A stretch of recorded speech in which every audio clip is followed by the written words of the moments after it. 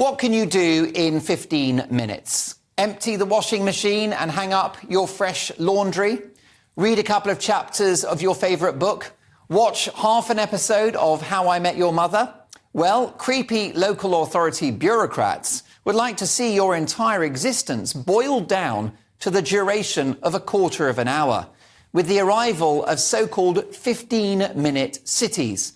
This dystopian plan will see roads in some of Britain's most iconic towns and cities being blocked off, with cars being restricted to certain areas, all overseen by number plate recognition cameras installed everywhere, with a surveillance culture that would make Pyongyang envious.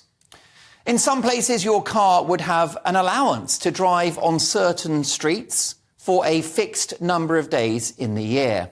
Some roads out of bounds to all.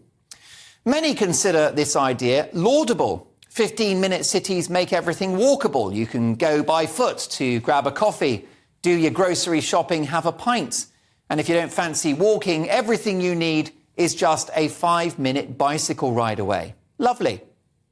Fans of this scheme say it will deal with traffic and congestion and make life easier, more convenient and sustainable for locals. Except that, as the MP Nick Fletcher, who's raised a question about this in Parliament, points out, these low-traffic neighbourhoods are having an impact on small businesses, given the lack of passing trade they now receive. Take a listen.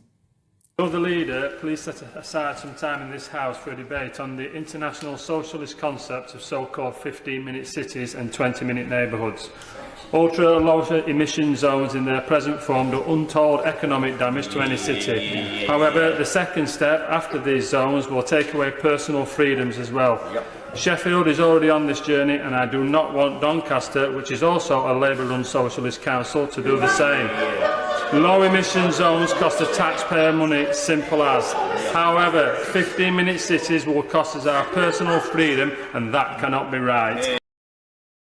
Well, the minister who answered his question, Penny Mordaunt, did not disagree. So projects like ultra-low emission zones in central London and other British cities is arguably impacting enterprise and is most certainly curtailing our way of life. The Telegraph today report that a low-traffic neighbourhood scheme in Haringey in North London has blocked off certain residential streets with cameras or planters to stop motor traffic using the neighbourhood as a through route. The council defended its actions, saying it aims to make it safer and easier to walk, wheel, scoot, cycle and shop locally.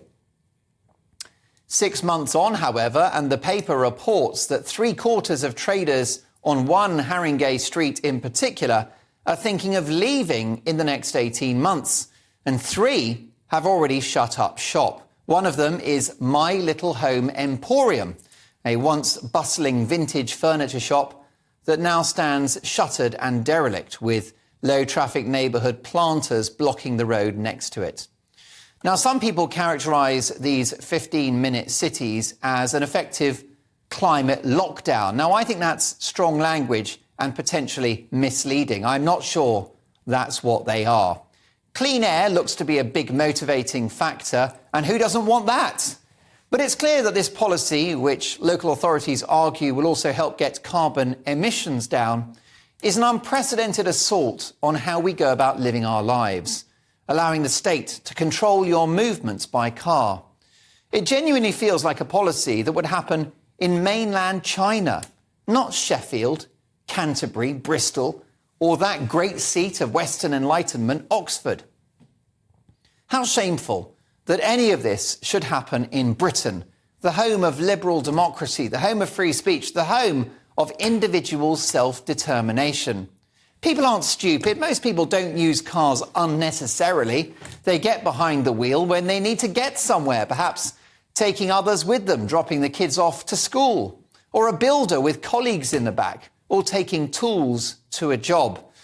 During the pandemic, when the likes of myself and others warned that we were setting a precedent, allowing the state to encroach so much on our lives, controlling our movements to stop COVID, we were labelled mad conspiracy theorists. Well, state overreach is, in my view, now the norm. And these 15-minute cities, low traffic neighbourhoods and ULEZ zones are just another example. I'm sorry, but in a free country, you ought to be able to get in a car and drive wherever you like. But that freedom is starting to feel like a distant memory. These deeply illiberal, unBritish 15-minute cities are beyond the pale. They're hurting communities, they're hurting small businesses, and they've got to go.